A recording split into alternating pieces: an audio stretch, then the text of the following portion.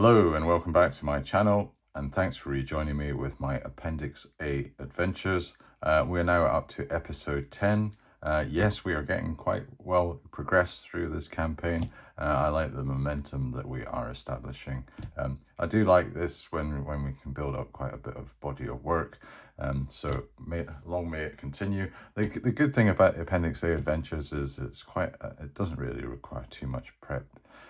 Or whatever, and I can just almost like continue it on from the previous one. Just give it a quick cursory look at the previous video, and we were left at a bit of a juncture with our two brave adventurers. They had discovered, they are in the process of potentially discovering a trapdoor leading down 2 levels. Yes, that is what Appendix A said. In black and white, and I will go to the entry was number 17 on table 6 for stairs. Trapdoor down 2 levels, passage continues, check again in 30. So the reading of passage continues 30 feet, check again in 30 is that we are actually here. So that will mean that the trapdoor is essentially in this zone here, and the passage will continue another 30 feet. So I'll just put that onto my map just now. And we've got a 30 feet continuation.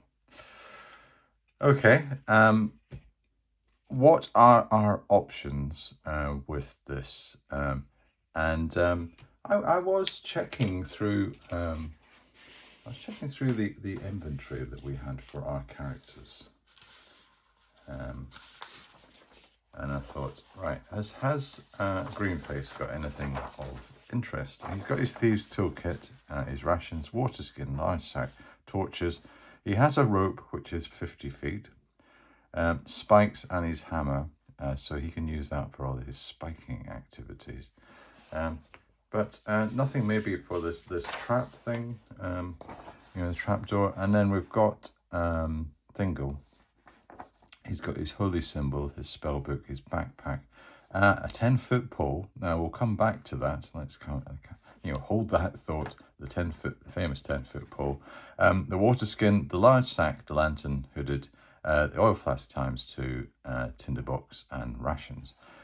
So he is our lantern holder. Right, on the 10-foot pole, in my AD&D campaign, my main campaign, which is almost up to 100 episodes, we did have this little conceit in it of the collapsible 10-foot pole. And I was saying, I think I said in one of my episodes, why don't they invent something where it's like a bit of like a snooker cue, or I suppose your equivalent in North America would be billiards, or is it pool? Yeah, and you can unscrew it and it turns into like a half sign. Well, why don't they do that for the 10-foot pole instead of lugging this great big 10-foot pole around? So I'm going to say that Thingle has, he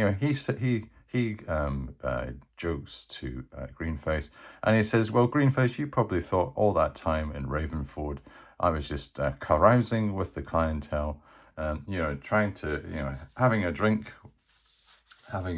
with our friend Edril Moonlight, totting up the bill. But actually, I was deployed in a little project of mine, which was to get a local craftsman to follow up on a little idea I had for my rather cumbersome 10-foot pole. And you may have noticed that that within my knapsack I have this. I have 5 sections, 2 foot long, and he commences screwing these together, and Greenface is quite in awe. He says, well, I take it all back, Thingle. You've really done the business on this. And he says, yes, well, this is my adjustable 10-foot pole. I can assemble it. That is my new word for this dungeon. I'm going to do a self-assembly. And before Greenface's eyes, Thingle manages to produce a 10-foot pole, as if like the Mary Poppins film, where she just pulled out of her knapsack this lantern, with a big long stick. Thingol manages to create this 10-foot pole, and he says, well, we'll use this because we've had a bit of a run-in with this shrieker. Maybe we were just being a bit cavalier. I hadn't really employed my 10-foot pole effectively.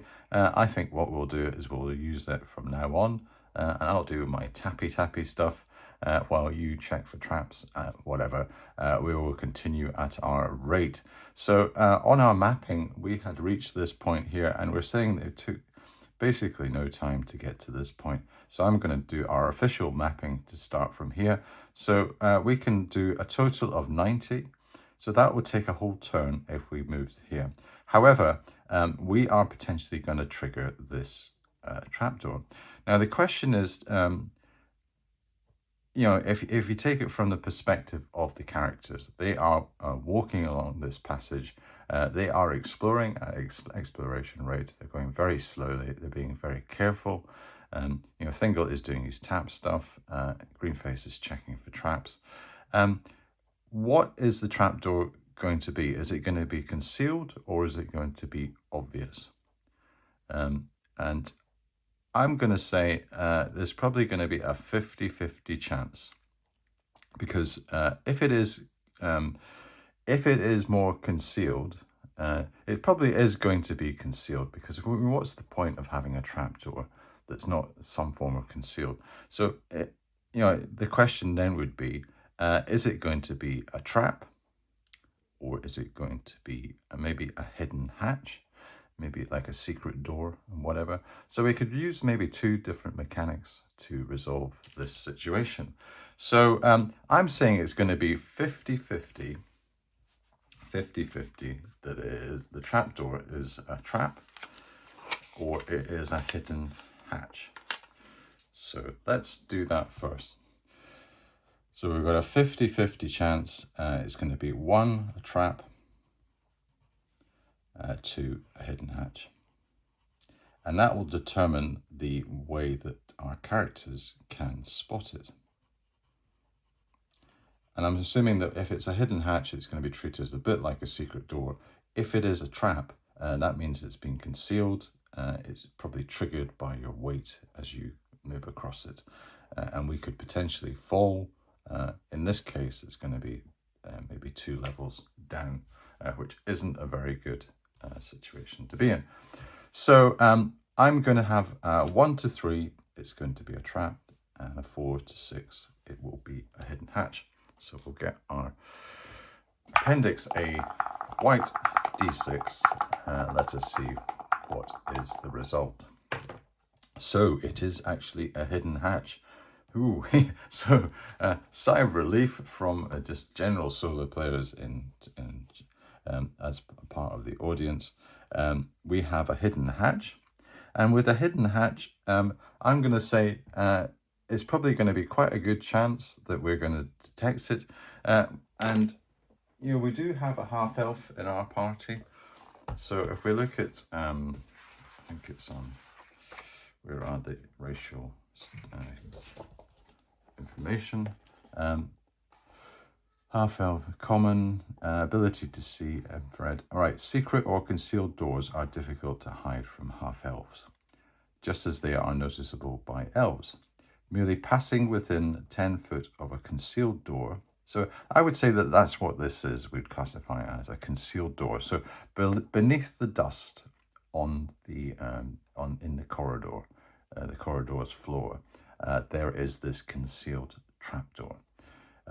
And they have a chance, a 1 in 6 chance of merely just noticing, and just when they're passing.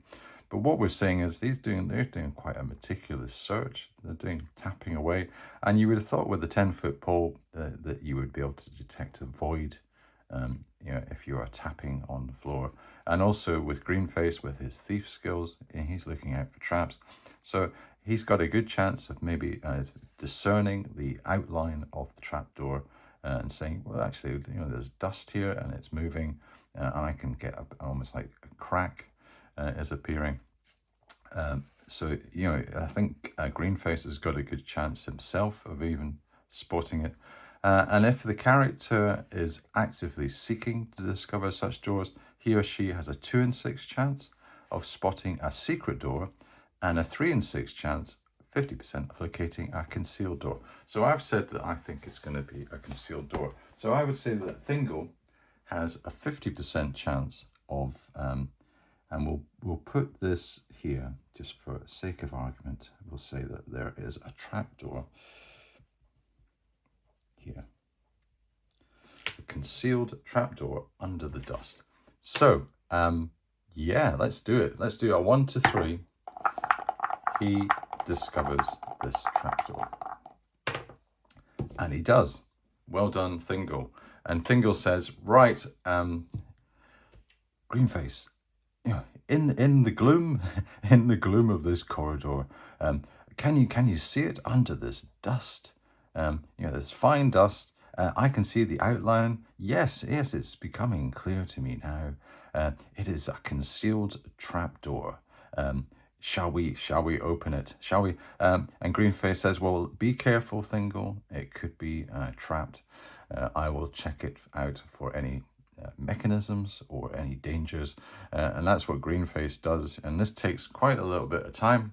So I'm going to say that that's going to take 6 turns to 6 rounds, effectively, to get up to this point here.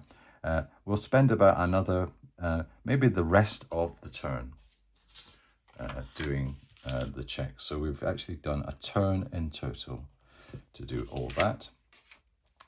He says, it's all clear, Thingol. We're good to go. Let us open and see what is beneath. So we'll open up the trapdoor. We look down, see what is beneath the actual opening. And I'm going to say that maybe it's going to be a ladder that goes down 2 levels, or broken stairs. And I would say that that's probably going to be a 50-50 chance. So on a 1 to 3, it is going to be a ladder. And on a 4 to 6, it is broken stairs that we're looking at. So yes, we have a ladder. So this could have been quite dangerous. If, say, we had that had been a trap, and we just walked on it, it would have been like almost like a shaft down, and we'd have to do all this kind of falling damage, which is like, I think, 1d6 every 10 feet that you fall.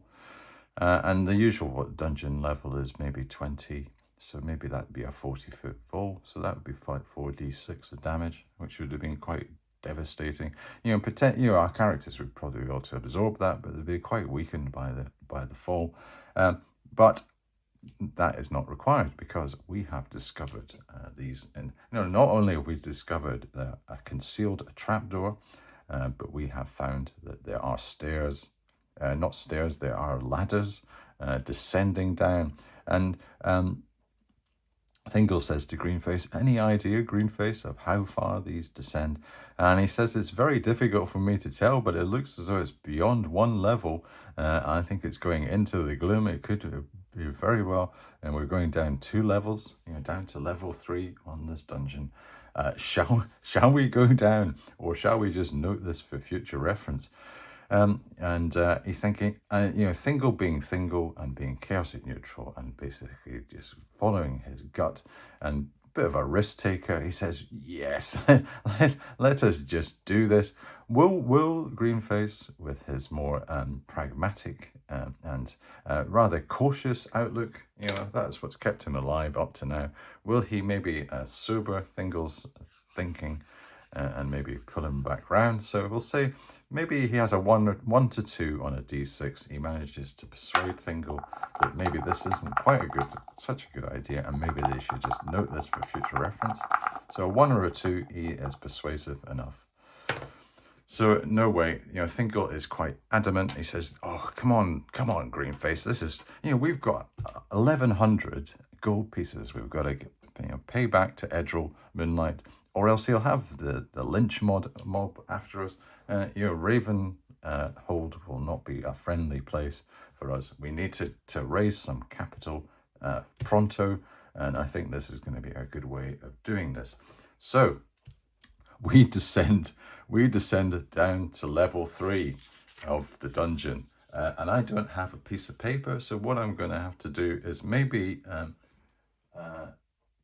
see if I can borrow a piece of paper from another game. Now, this is a bit ridiculous. I don't have a piece of paper, graph paper printed out. So what I'm going to have to do is borrow from another campaign. This is my Holmes Basic.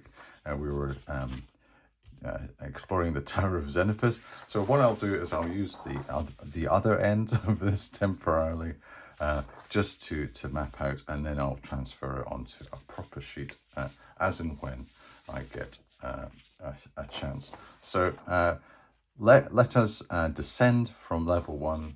This now becomes level 3 of our Appendix A adventures. It will double up as a surrogate map for our adventure. Okay, so this will require a periodic check because we don't really have anywhere that we're going to. So let us find out what this staircase takes us down to.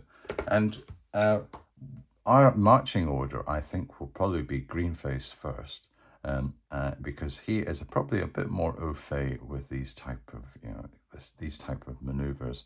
And Thingol is really kind of relying on Greenface to sense things in passages, whether things are actually going awry or the measurements of the place are distorted, or if there's any change, say, in atmospheric conditions. Gnomes are much better at that type of thing. So it's almost like relying on Greenface's latent mining skills to do this. So hence the fact that Greenface is going first.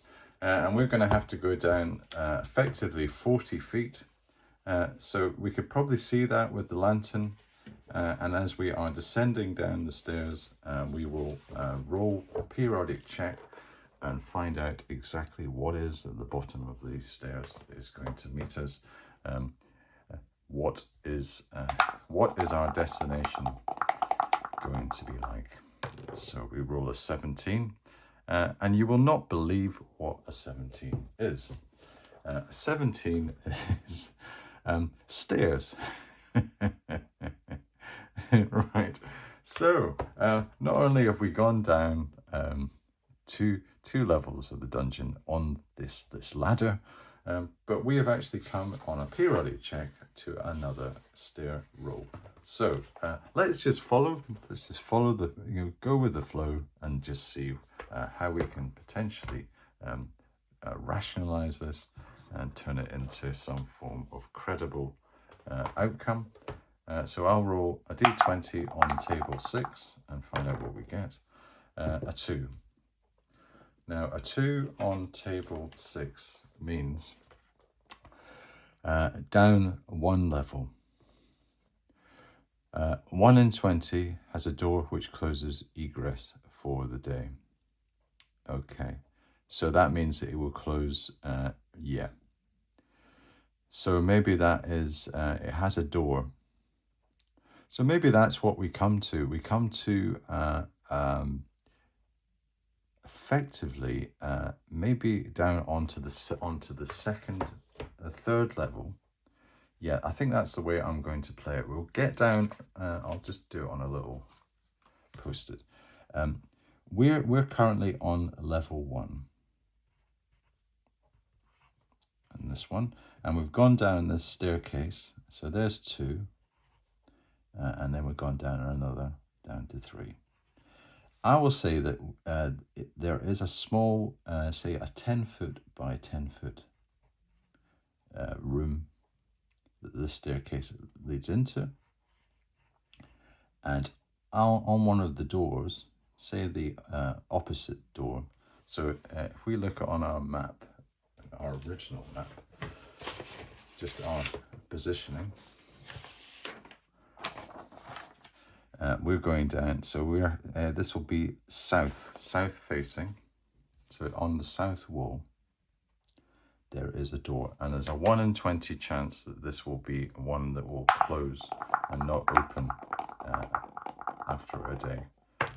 So 16, so that it's not going to be one of those type of doors, but there is a door.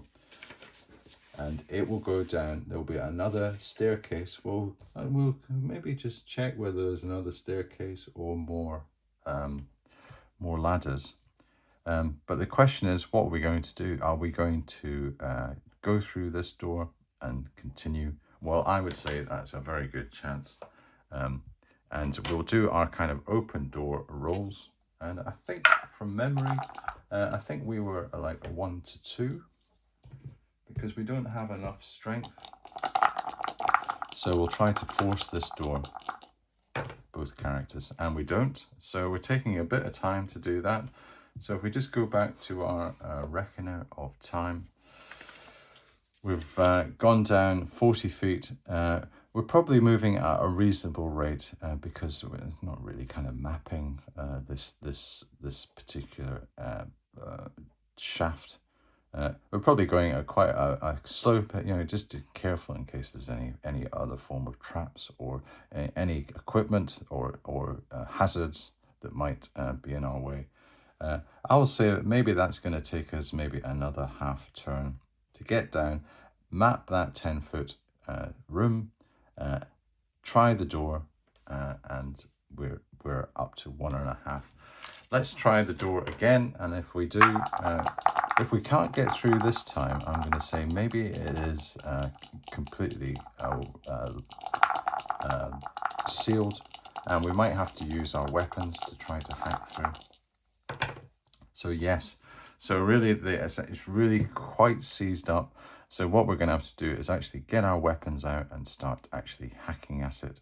And that is really going to take an awful lot of time. And I'd say there's a good chance that we attract wandering monsters. So I'll get my 10-sided dice and I will roll 1d10 and see whether our wandering monster is attracted.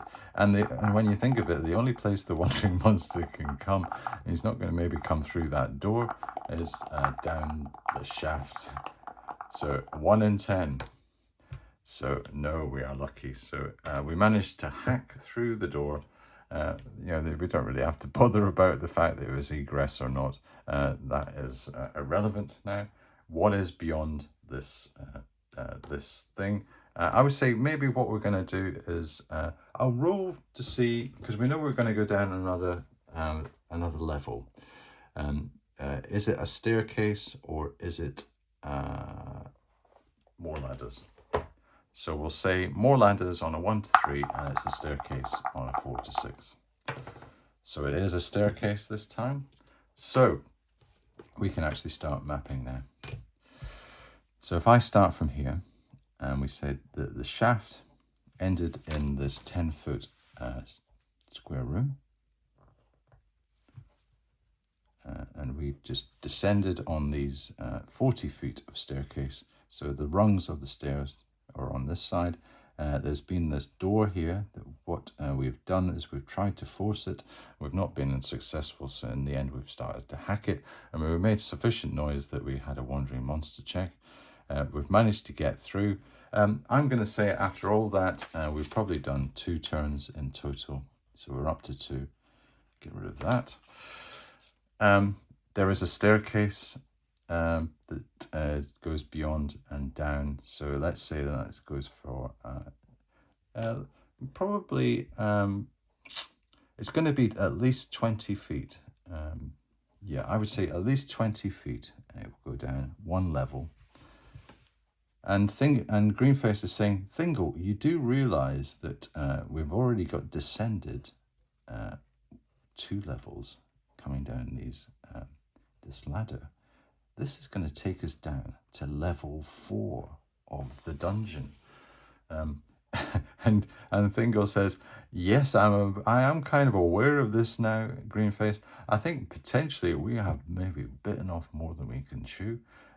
Because if we get down to level 4, and we could be coming up against all sorts of very malevolent type creatures, I don't think it's maybe worth the gamble at this stage.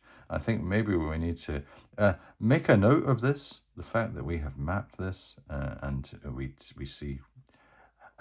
I am tempted, Greenface, just to do, just to try out and see exactly what is beyond this. Are you not really quite tempted by the prospect as well, Greenface?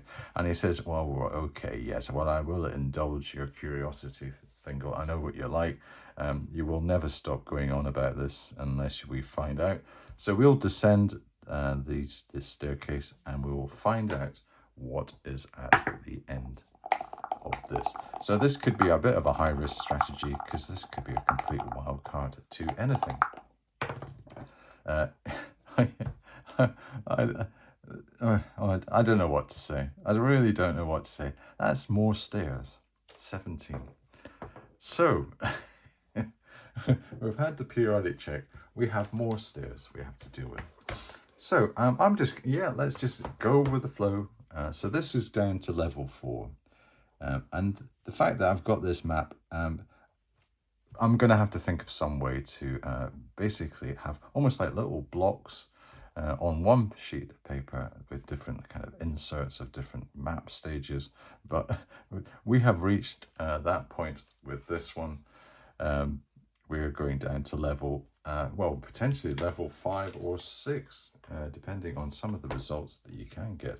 So let's find out what is happening on the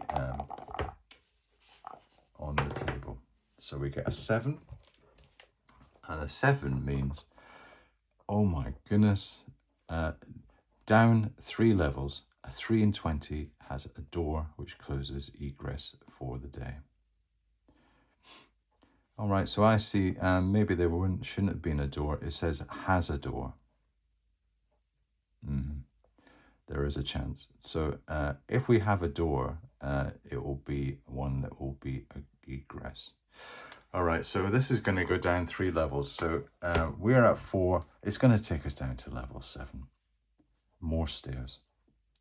So I think Greenface says, Fingal, I think we have discovered, the way down to hell is before us. We've almost get down into the depths of the earth. I almost feel the temperature is starting to increase. We're not going to go down into that furnace. Let us make a note of this so that they manage to note down the fact that this is going to go down. They're not even going to look. I suppose. Thinking of this rationally, they don't have the light from their lantern to see maybe more than 30, 40 feet. So they're not going to be able to tell how far down these stairs go. The maximum they're going to get is say, well, maybe it goes down another 2 levels, but it looks as though it goes beyond that. So they have an idea that it is going to go down to at least the 6th level. I don't think they are feel reckless enough, even though they have been quite cavalier up to this stage. I don't feel that they have that reckless spirit that is required to just throw all caution to the wind. They are still seasoned adventurers. I think they realize that they've made quite a phenomenal discovery here of this succession of stairs, but they have proceeded enough, and they should reascend and get back up onto level 1, where it is comparatively safe. They don't have an access to level 3. They know that this is going down to level, I have to put level 7, not 4. That is what happens. So, well, in fact, no, I've made a mistake. It did go down to level 4, and then we got another reduction down to level 7. So this is quite amazing. I've never seen anything quite like it.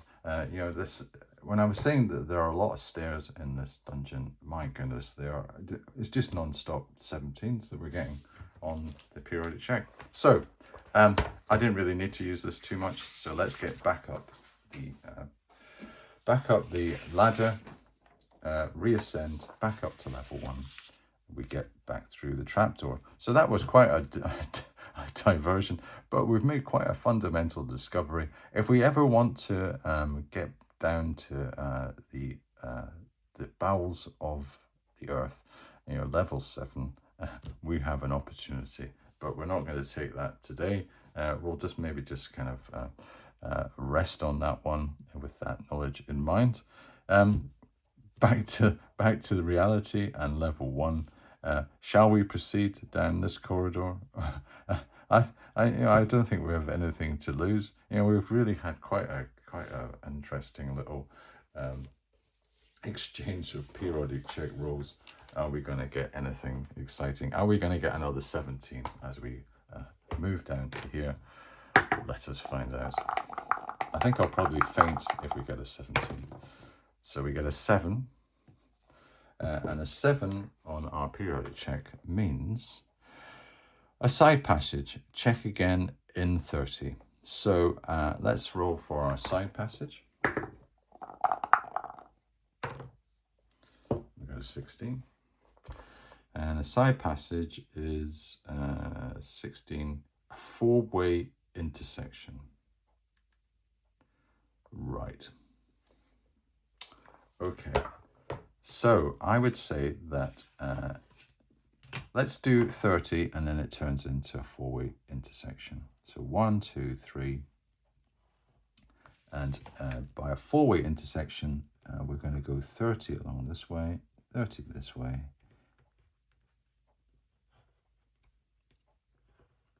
And it will continue. We'll say continue with another 30 this way. Okay, so this is going to take a bit of time. Maybe to move up from here. So we've reached this point. We'll do 1, 2, 3, 4, 5 up to there to map. That's 50 feet. 60 feet to get to here. So we have a choice. We can either go down this, either of these. Maybe what we should do is maybe try to roll, see if there's any atmosphere. Maybe there's something that is. It will give us a bit of a clue of what's going on down here. So a 1 to 3, we'll get some atmosphere. So no atmosphere. And a 1 to 2, we'll get some dressing. So no dressing. So this really just, it's been quite, apart from having the piercer here, it's been quite an empty corridor, just continuing on. Obviously with the, the little debacle with the trapdoor and our little mini adventure down into the bowels of the earth. But no real kind of dungeon dressing or atmosphere. So if we reached this point here and we've traveled 50 feet, are we going to go off to the east, the west, or continue south? So I'll just say, I'll put that down to the dice. And we're going to continue south. So we've done 50 up to there. 1, 2, 3, 4, 5, sorry, 60 up to there, 70, 80, 90. So almost another turn. And we have another periodic check. So we're still a bit away from a wandering monster check. We had that extra one because we were making such a noise down that shaft. So let's find out what we get on a periodic check. A 19 does not look very, very great. A trick or a trap. Passage continues, check again, 30. Right, so there is a trick or a trap here. This continues for another 30 feet. Poor old Thingle, poor old Greenface. Trick or a track. I can see the time. I think what we're going to do is I'm going to leave you on a wee bit of a cliffhanger. We're going to roll to see what type of trap it is.